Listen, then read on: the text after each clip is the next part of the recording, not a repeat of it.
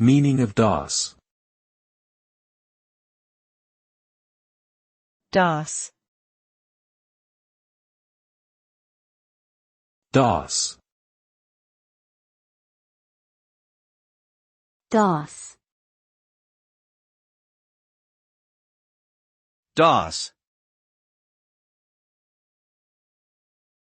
DOS can be a noun or a verb.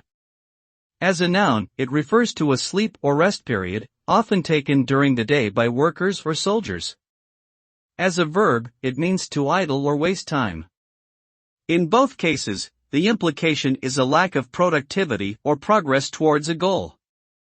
Essentially, DOS can be seen as a form of laziness or idleness. The result of DOSing is a failure to make progress towards one's goals, potentially resulting in negative consequences such as missed deadlines or lost opportunities.